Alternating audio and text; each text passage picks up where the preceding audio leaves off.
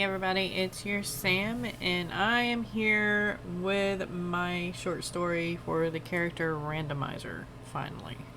Because, yeah, it should have been done a long time ago, but life happens. Now, this is from the character randomizer that we did at the end of June. The link to that character randomizer live stream is going to be down below. Also down below is the link to the playlist where you will find the character randomizer live streams that we have done thus far too, and all the short stories that people have done based off of the character randomizer live streams.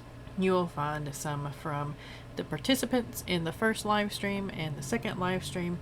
Also some from people that were in the chat or watched the replay. Now, feel free to still make a short story from either one of the character randomizers and let me know if you make a video of it and I will add it to the playlist. Everybody needs to hear your stories. That's what we're here for, right? Without further ado, I am going to tell you a little bit about this character. Bjorn Fharm is the name that I rolled because I couldn't roll vowels, apparently, still, again. Bjorn is a blue elf. He is a bit of a conundrum. He has a day job that he hates, and he is not really dedicated to the day job, but he has a job that he loves somewhat, and he wants to do more of, and that is painting. But the items that he paints are not canvas per se. He likes to paint on the flesh and living flesh. At that, he's not, you know, going to skin somebody just so that he can use their skin to paint on yet. He might go crazy enough to do that, but we're not there yet. We're keeping this story relatively PG. I am going to get started because I've probably been talking long enough. Mr. Fharm, you are to be taking notes. His superior's squeaky, scraping voice made his ears bleed for the 1000th time that morning. Just because Madame Malou was closer to the ceiling and he to the floor did not mean she had to scream at him. He'd told her that 1,000 times that morning. I am. He tapped his temple, causing a strand of his thick hair that reminded everyone, and he knew everyone, of rusty iron to fall from his tight-slicked man bun and into his bleeding ear. It wasn't bleeding. Not really. It just felt like it. Fharm twitched. The hair moved more into his ear, tickling his canal, and he swatted at it with a yelp and a whole-body thrash. Because he teetered on the edge of his chair in never-ceasing anticipation of being dismissed, the traitorous four-legged torture contraption slammed into the little side table with a screech that could win an octave battle with Madame Malou.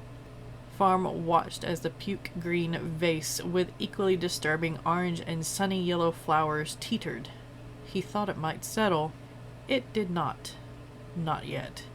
It leaned sideways like it was about to tell a joke to the pretty, thin, gray carpeted floor below before, after a dramatic pause, it decided to crash into 1,000 tiny pieces at his feet. Huh? Bjorn Fharm, Blue Elf, Clan of Breve, heard the end of his life in that screech. What is that, Madame Malou? He leaned against the thick wood of her desk, stained black whereas everything else about Malou's office was horrendously, toxically bright, and dug a finger into his left ear, the one closest to his boss. I'm fired? Why, after all I've done for you. He towed a shard of the vase, making the pointiest end stab into her ridiculously red stiletto heel. Not that she could feel that. He watched as her long yellow fingernails, painted with roses and daisies, dragged from her temples down her shallow cheeks. Her cavernous mouth hung open, and he pretended to shiver. The dark maw of Madame Malou, who had turned vegetarian that month, didn't faze him as it should. He remembered her as a carnivore. Her meals were easily his size. He wondered if she ever thought of eating him. This was the day that she would act upon that thought. At least he could provide nutrition so that she would have the energy to hire another assistant. That face. My face! That vase was a gift from my great-grandmother on my 100th birthday. He toned her out at the in vase, knowing full well that she probably said anyway. Medusa types did live such a long time, especially ones with the long legs and not the tails. Wait, the tail ones were Nagas, or some such other odd name, weren't they? He mused over whether the two were different species altogether or not, while the madame kept screeching. Yes, of course, I'll take a severance package. Thank you for being so thoughtful. A week's pay should be plenty as long as I get to keep my limbs and you don't. By the way, here are your latest notes on the purchase of the focus statuette from Mr. Graff. He slammed his palm against her dark desk, the wood peeling off a piece of dark paper into his hand. His neat scrawl in glittering gold ink flooded the black paper as his magic poured the notes he'd taken for her onto the paper. Being an elf, master painter, had more than one perk. He jumped, placing it on her desk. The desk was pristine. He even wiped his handprint off the large, bare square of white in the middle of the dark black grains, as if it had always been there. Adds character. He gave the desk a nod, before turning it back to his former boss. I'll clean this up as my last adieu. He nodded towards the shards, the little bit of water, and the obnoxious flowers littered about the floor. No! The word almost sounded like a strangled meow from an angry feline. Leave. Leave this instant. Very well. I do hate to leave you in such a state, but I must do as you bid, as your loving assistant, he said as he walked towards the door. Running would only induce some kind of mayhem in the state she was in. May I use you as a reference? The door was slammed in his face. He turned, slowly on one heel, debated on clicking his shining shoes together, but settled them beside one another as he scanned the room with black eyes. So long, my fellows, he bowed, sweeping an imaginary cap off his head as he did so with a flourish. The other three of Madame Constance Melou, master interior decorator, only glanced up from their desk before returning to whatever it was they were doing. All of their souls had been eaten by the decay that Madame made them spew onto their clients. He couldn't blame them for not reacting. He'd only been there for 4 months anyway. Not enough time for him to have anything personal to grab from his desk, but a few pens, a notebook, a sketchbook, and one squeezy stress ball with white eyeballs he could make pop with each closing fist. Once outside the stuffy little office and into the corridor that led either outside or to more stuffy, cheap offices, he breathed in deeply. Checking his fingers and toes still wiggled. Where he could see them, he gave a nod. Alive, in one piece. That's all I wanted from this job. Oh, and rent. Food. Obviously, the bleeding ears is going to be highly missed. Sarcasm to oneself and others was a trait of highest intelligence and import. He'd once told his mother that, and she'd promptly smacked him with a dish towel for the second time in 5 seconds. A record only she held, still, to this day. No other woman was kind enough to pick up a dish towel in his presence, nor threaten his mountainous pile of dishes in his sink and spilling onto his counter with it.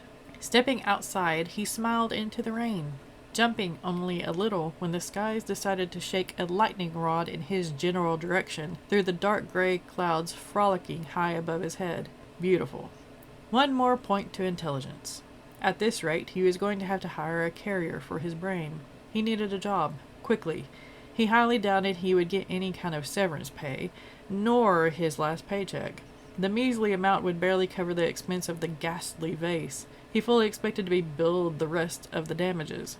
Best see if I can find my little loser missy, he muttered to himself, shuffling deeper into his suit jacket before trudging through the sheets of water pouring down upon the concrete world of the city around him. Missy, nymph and master thief, was one of his prized possessions. For anything he painted on as much as he did her, he called his. This line of thinking was also why his intelligence yet warranted anyone carrying his brain for him. She had several haunts, but he might as well cut out the middle portion and go straight to a source of income they could work on together. Deep in the markets, behind alleys, and deeper than, across the railroad tracks, he would cross 3 actually, was a board. On that board, one could find requests of a darker, hushed nature than one would find in the middle of the market. Main market deals were sunlit streets and radiant smiles as long-lost pets were returned to their owners, or some such requests as that. Middle market requests were honorable, done in the twilight or dusk of a day with mild irritants and a few frowns and grunts. The ones behind the markets, well, they were done at night, or where no one knew when the last light bulb had been fixed into the socket. Some never returned from those, and their requests repasted upon the board with, hopefully, a higher bounty. Missy liked the behind the markets best. He preferred the middle market deals. Missy didn't split as much with him on those, though. That ugly vase cost as much as his apartment, he was sure. He typed up the value of it once, on a whim. Not because he was about to get Missy to steal it. No, not at all. Could the shards be glued together and sold for half the price it was originally worth? The thought had him stopping under a forest green awning a block down from the middle market's street entrance.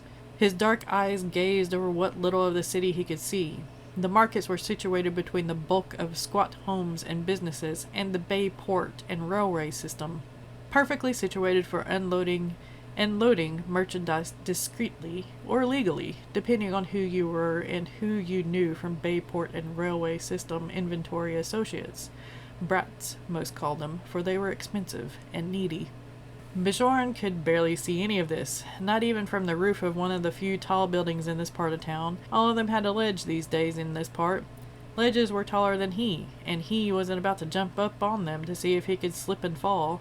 There were far too many jumpers because of their proximity to the screeching Madame Malou. At least that's what he thought they ended their lives in the most horrific way for in this area. No, too much work for too little pay. He shook his head and strode into the middle market entrance. One had to get through the mildly lighted middle to get to the darker behind the markets. Such was life, as it had been since the city sprung up through and around the swamps of Trader's Bay. Bjorn glanced over the papers taped and nailed to the middle market board. Nothing of use there. A few gems there. And a few more gems for a cat living in a tree with the birds. Not much use for him. He only knew what a bird looked like because they sometimes mistook him for lunch. Weaving through the patrons of Middle Market, for it was always busy no matter the time of day, really, Bjorn walked the 3 blocks deeper, crossing one railroad track, and then another, before stopping at the third. Today, the 2 rusty cars that held the niceties of Middle Market at bay were open wide enough for giants to get through. Thankful for that small amount of luck, Bjorn trudged over the 3rd set of tracks and breathed in the stench of piss, body odor, and blood of the behind markets. 3 rows of crumbling and leaning stalls later, Bjorn stopped upon hearing his name. He turned, slowly, looking across the way. There, in a shadowed stall of cracking planks with cream-colored, used-to-be-white, sail-like canvas awning, waved a knobby-fingered man. Bjorn swallowed, his stomach doing a flip, and he bit down on the urge to run. He smiled, or tried to, feeling his lips twitch downward instead of upward more. "Hello, Mr. Thanet," he waved back. "Come, Bjorn, I have need of your services. Quickly now." The crusted cheese smell emanating in his memory dropped his stomach into his toes. He shuddered, feeling the cold sweat beat upon his wide blue brow under the torrent of raindrops still falling.